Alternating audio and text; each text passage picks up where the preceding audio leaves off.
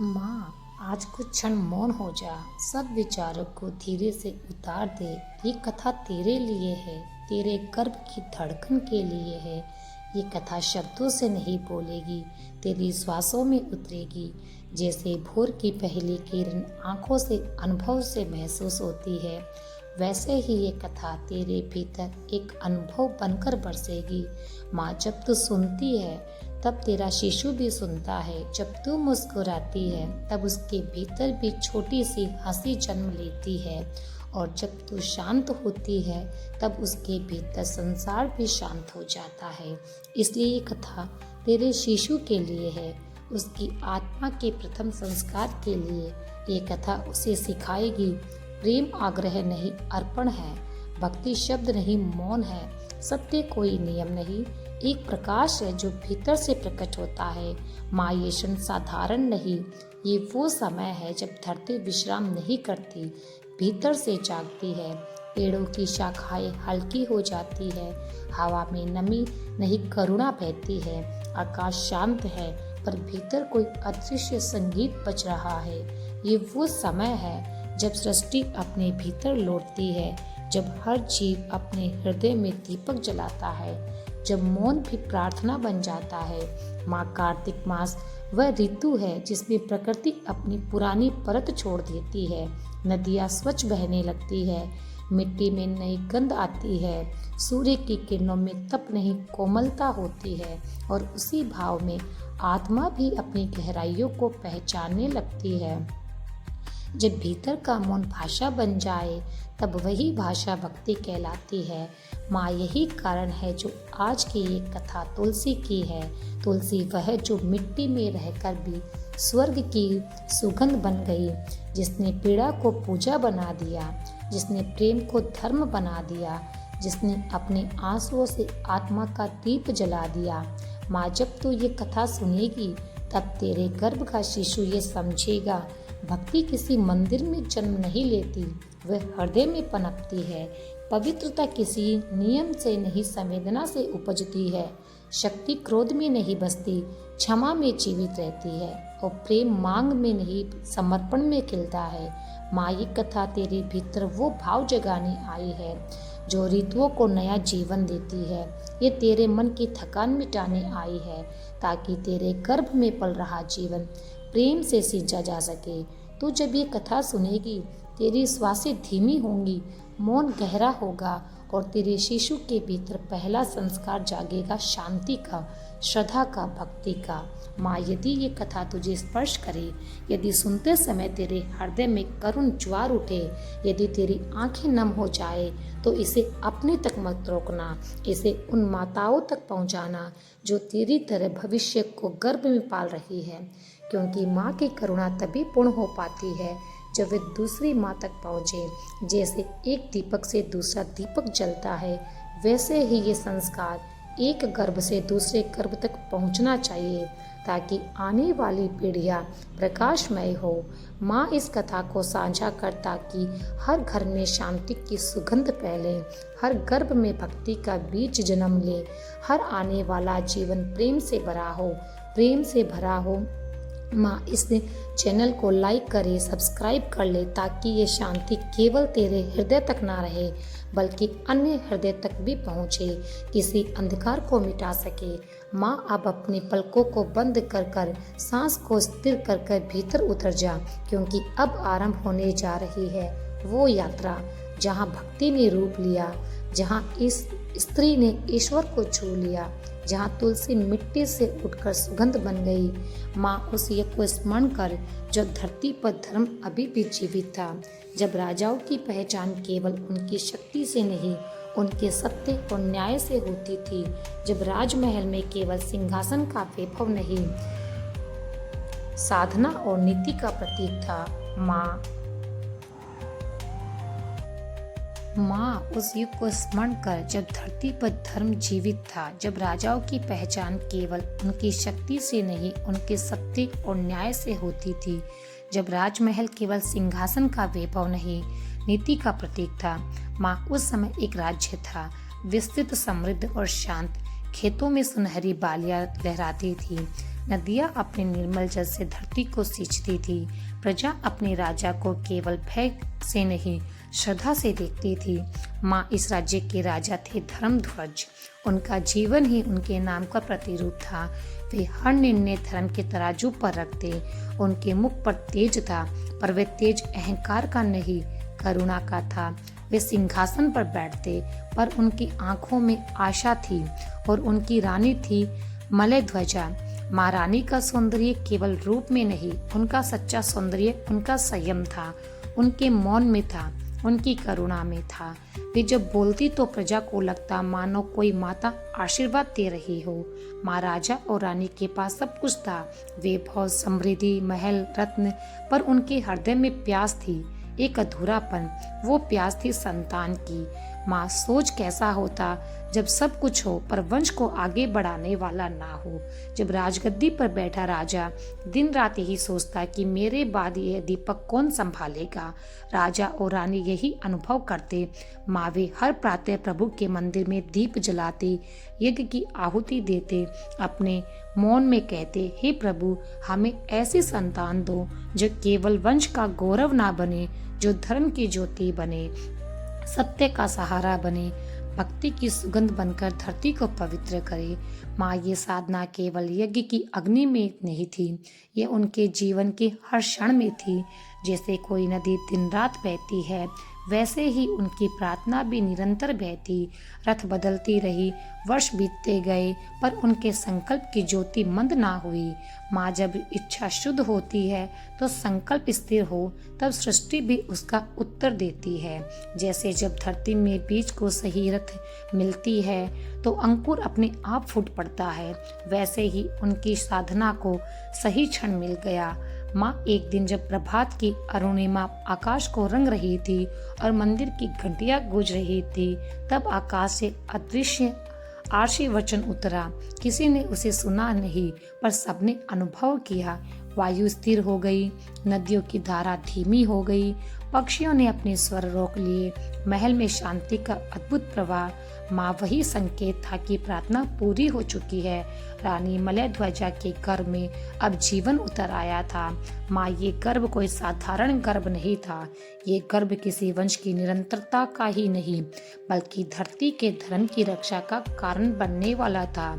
जैसे बादल केवल वर्षा के लिए नहीं आते, वे धरती को नया जीवन देने के लिए आते हैं, वैसे ही ये आत्मा भी केवल जन्म लेने के लिए नहीं, बल्कि संसार को नया संस्कार देने आई थी।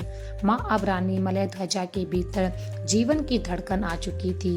ये धड़कन केवल उसकी नहीं थी, ये पूरे राज्य की आशा बन चुकी थी। महल के हर कोने में एक मौन उत्सव था, जैसे बगिया में कोई फूल अभी खिला ना हो, पर उसकी सुगंध पहले ही हवा में फैल गई। वैसे ही गर्भ की आभा पूरे राज्य में महसूस की जाने लगी। माँ 9 मास की ये यात्रा साधारण नहीं होती है।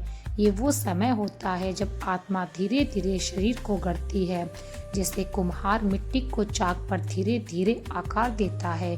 ठीक वैसे ही प्रभु इस गर्भ के भीतर आत्मा को शरीर का रूप दे रहे होते हैं। माँ रानी अब अपने हर आचरण में सावधान हो गई।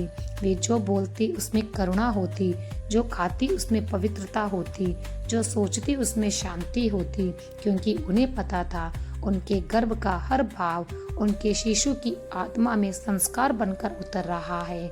माँ जब रानी मंद स्वर में भजन गाती तो उनके गर्भ का शिशु भी उन सुरों को सुनता, जैसे तालाब में गिरा हुआ एक छोटा पत्थर भी पूरे जल में लहरें ला देता है। वैसे ही उसने एक एक शब्द गर्भ में लहर बनकर शिशु तक पहुँचते। माँ राजा धर्मध्वज भी इस यात्रा के सहभागी बने। वे केवल सिंहासन के निर्णयों तक सीमित नहीं रहे, वे हर संध्या रानी के साथ बैठकर मौन साधना करते। उनके मौन में भी आशीर्वचन होता।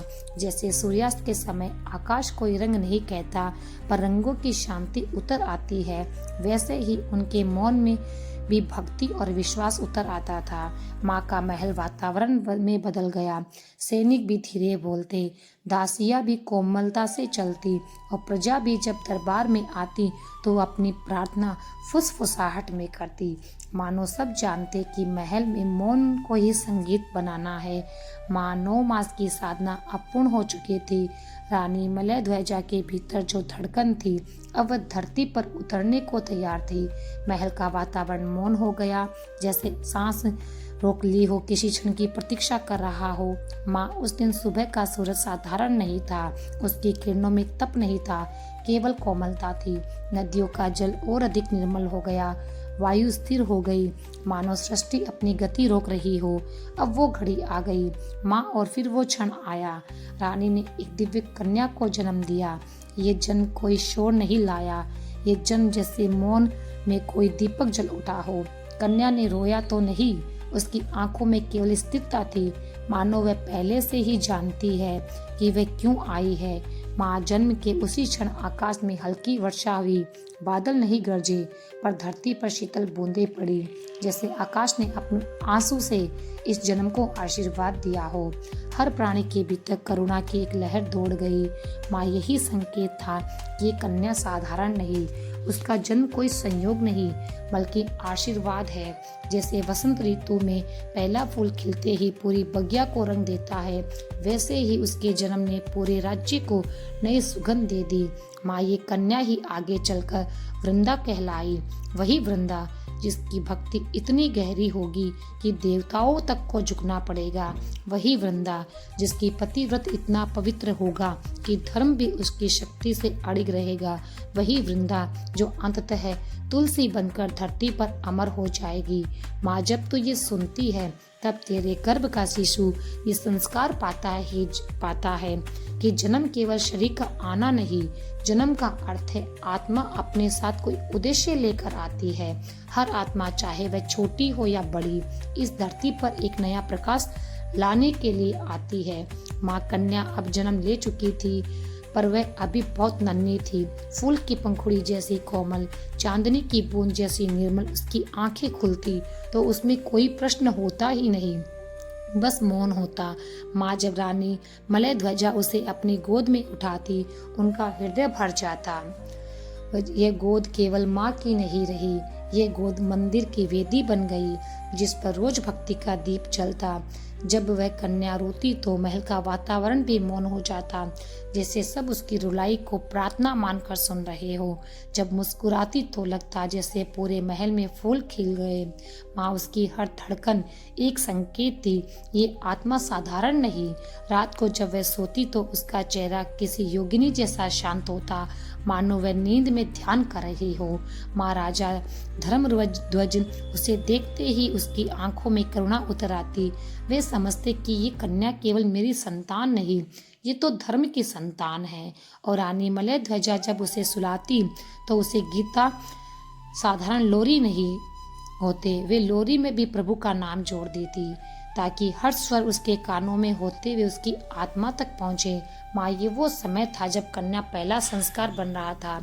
यही दृश्य तेरे शिशु को यह सिखाता है कि बच्चा केवल दूध से नहीं पलता, वह माँ की भावनाओं से पलता है। उसकी हर मुस्कान, हर मौन माँ के हृदय से जन्म लेती है। माँ कन्या अब धीरे धीरे बड़ी होने लगी। वह केवल गोद में सिमटी नन्ही कली नहीं रही, अब वह पालने से उतरकर धरती पर अपने छोटे छोटे पांव रखती। उसकी चाल डगमगाती थी, पर हर डगमगाहट में एक शांति थी। जैसे चांदनी बिखरती है, वैसे ही उसकी हंसी पूरे महल में फैल जाती।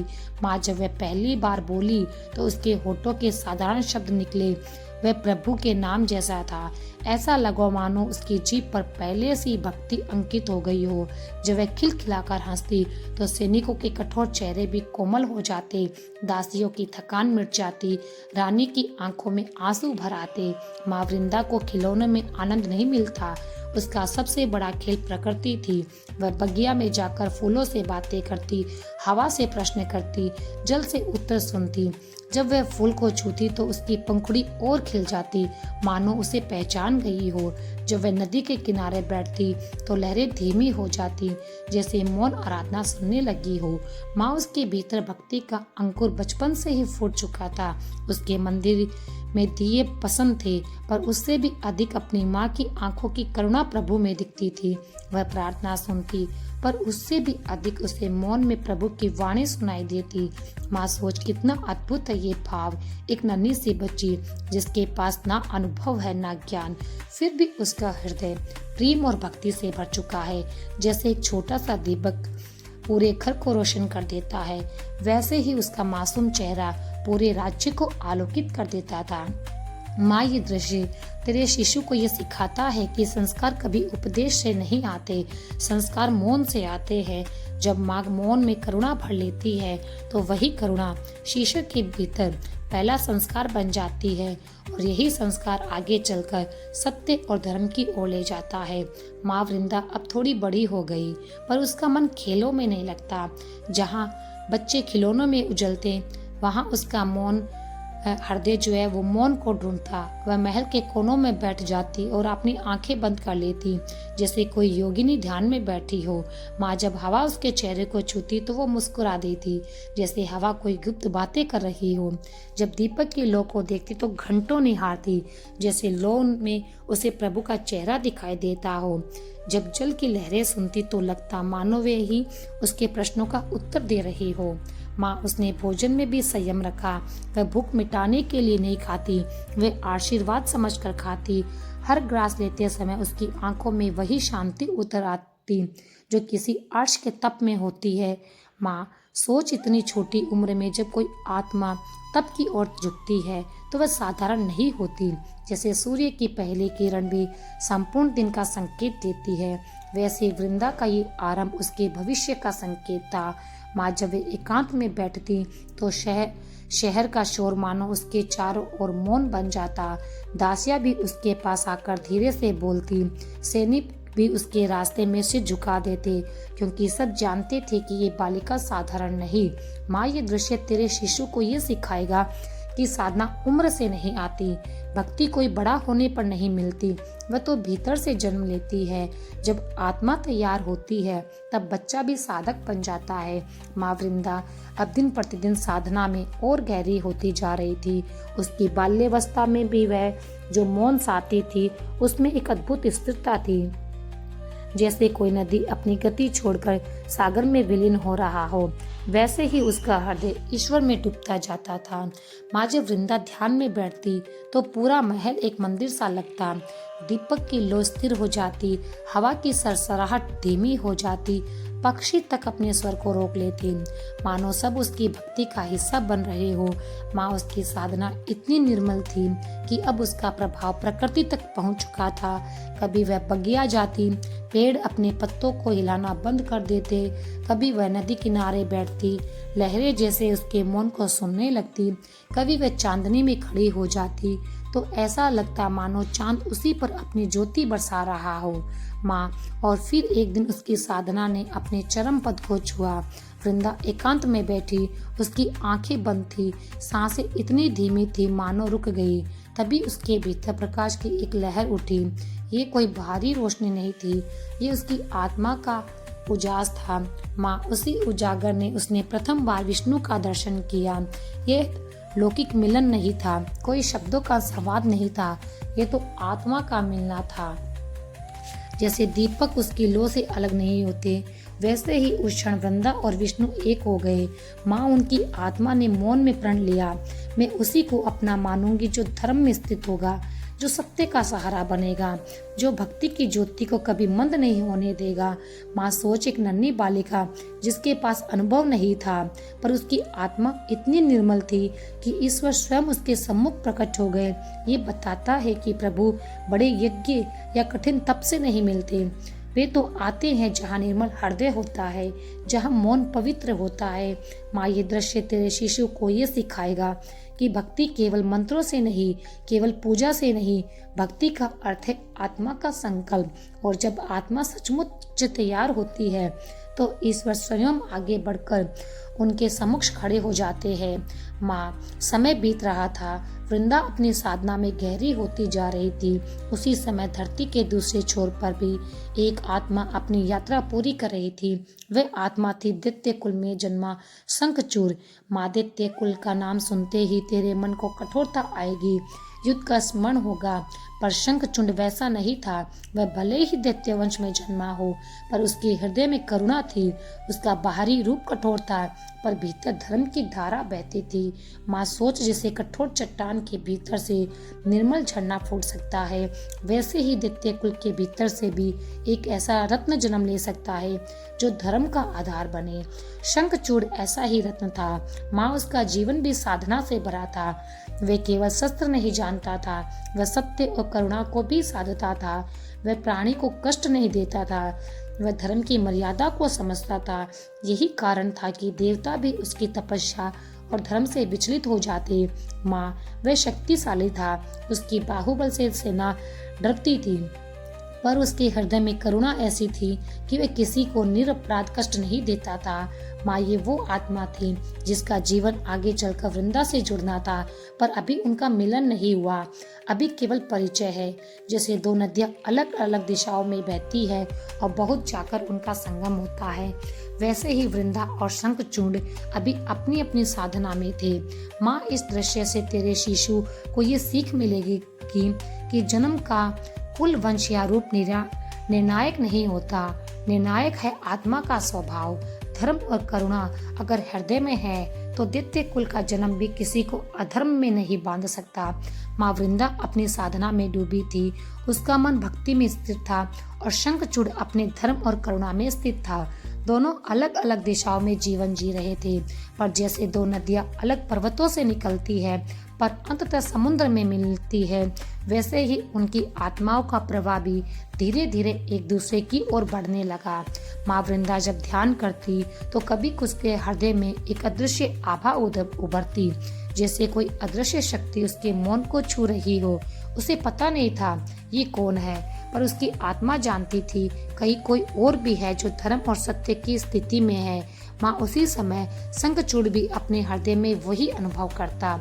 जब वह शस्त्र साधता तो उसके भीतर करुणा उसे रोकती। जब वह प्रजा की रक्षा करता तो उसके मन में कोई अदृश्य स्वर कहता, यही धर्म है। उसे भी पता नहीं था ये कौन सी आत्मा है, पर उसके भीतर एक यकीन था कि कहीं कोई है जो उसी मार्ग पर चल रहा है। माँ, ये आत्माओं की पहचान थी। ये कोई लौकिक मिलन नहीं था। जैसे दो वीणाएं अलग अलग जगह पर बजती है, पर उनका सुर एक ही तो है, तो दूर से ही वे मिल जाते हैं, वैसे ही वृंदा और शंखचूड़ के सुर एक हो गए। माँ का ये दृश्य शिशु को ये सिखाएगा कि मिलने से पहले कभी आत्माएं एक दूसरे को पहचान लेती है।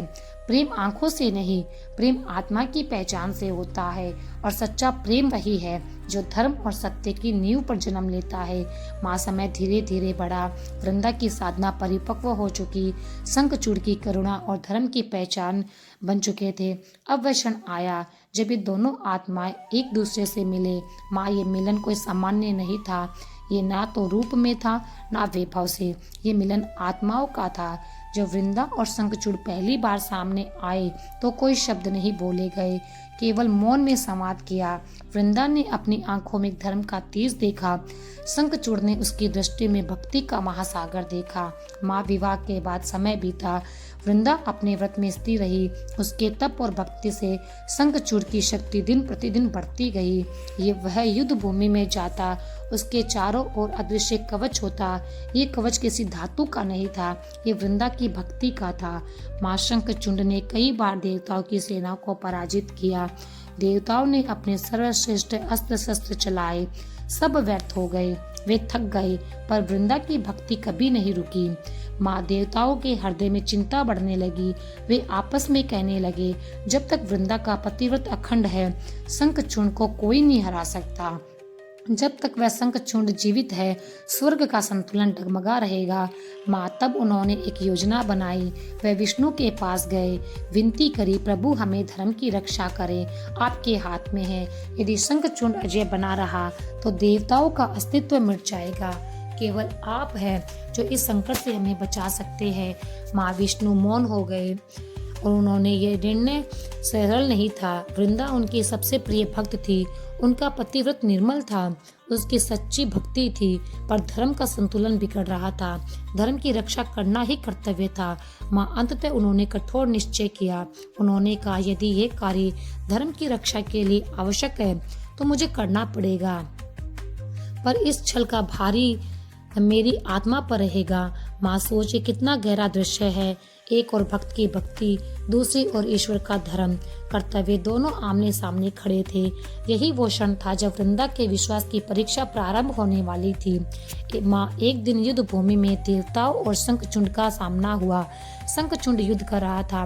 उसकी तलवार में बिजली का वेग था, पर उसके बल का असली कारण तलवार नहीं, कारण था वृंदा का पतिव्रत। उसकी साधना ही उसके पति के लिए कवच बन चुकी थी।